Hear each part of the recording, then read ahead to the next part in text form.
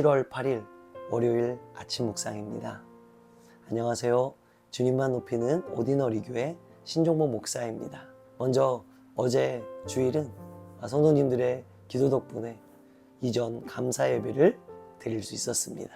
다시 한번 진심으로 감사드립니다. 먼저 오늘이라는 시간을 허락하신 주님께 이렇게 고백하십시오. 주님, 저의 인생은 주님의 것입니다.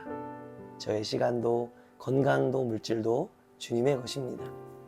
저는 주님께서 기뻐하시는 일을 하고 싶습니다. 이것이 제가 오늘을 살아갈 이유입니다.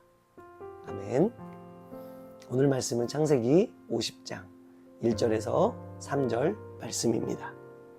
요셉이 그의 아버지 얼굴에 굽으려 울며 입맞추고 그 수종드는 의원에게 명하여 아버지의 몸을 향으로 처리하게 하매 의원이 이스라엘에게 그대로 하되 40일이 걸렸으니 향으로 처리하는 데는 이 날수가 걸림이며 애굽 사람들은 70일 동안 그를 위하여 곡하였더라. 아멘. 오늘 본문은 147세의 나이로 생을 마감한 야곱의 장례식에 대해서 기록하고 있습니다. 특별히 오늘 이 야곱의 장례식을 요셉이 주관하고 있습니다. 다들 아시겠지만 보통 큰아들이 모든 장례 절차를 주관합니다. 그런데요, 오늘 본문 어디에서도 다른 아들들은 전혀 등장하고 있지 않다는 거죠. 물론 그렇다고 해서 다른 아들들이 아버지의 죽음에 대해 아무것도 하지 않았을 리는 만무합니다. 그러나 오늘 성경은 요셉의 행동만을 기록하고 있다는 거죠. 특별히 1절에 보니까요, 요셉은 아버지의 얼굴에 굽으려 입을 맞추었다고 성경은 기록합니다.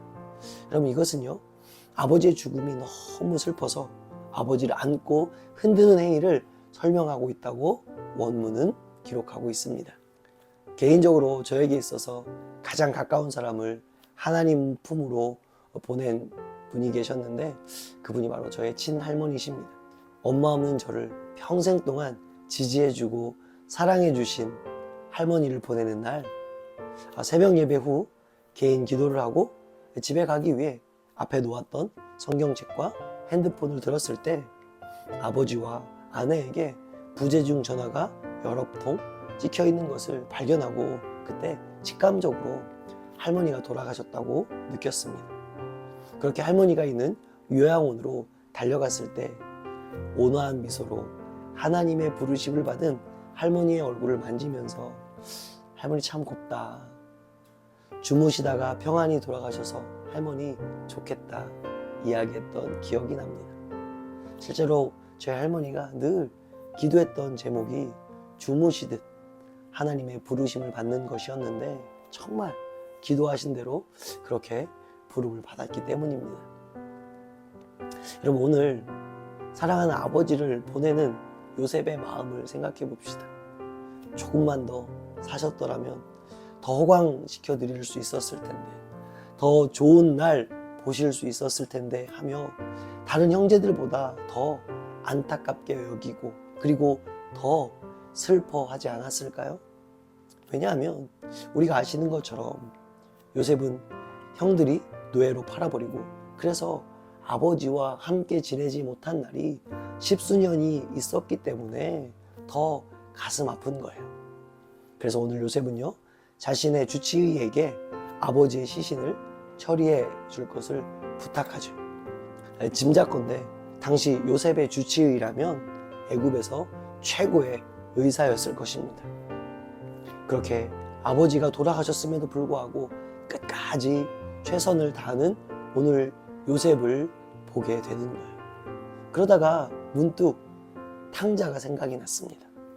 여러분, 탕자는요, 살아있는 아버지에게 재산을 상속해달라고 요청하지 않습니까? 아시겠지만 당시 살아있는 아버지에게 재산을 상속해달라는 것은 무슨 뜻입니까? 왜 빨리 아버지 안 죽으세요? 뭐 이런 뜻이 있다고 하지 않습니까? 이렇게 볼 때 탕자가요, 아버지를 얼마나 무시했는지, 얼마나 불효자였는지 우리는 알 수 있는 거죠.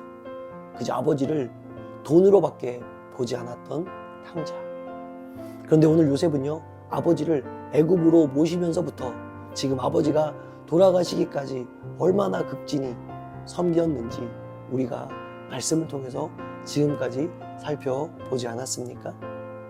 그리고 오늘 3절 말씀 그대로 40일 동안 향으로 처리하고 또 70일 동안이나 장례를 치루었습니다. 여러분, 당시 애굽의 왕이 죽었을 때요, 장례식이 72일 동안 이루어졌다고 합니다. 그러니까 야곱의 장례식이 거의 왕과 비슷한 수준으로 치러졌다는 것을 우리는 알 수 있는 거죠. 그럼 어떻게 이 일이 가능한 거예요? 결국 요셉이 애굽의 국무총리였기 때문에 가능하다는 거죠. 그러니까 요셉은요, 형식적으로 아버지의 장례를 치른 것이 아니라 자신이 할 수 있는 최선을 다해 아버지의 장례를 치른 효자 중에 효자였던 거예요.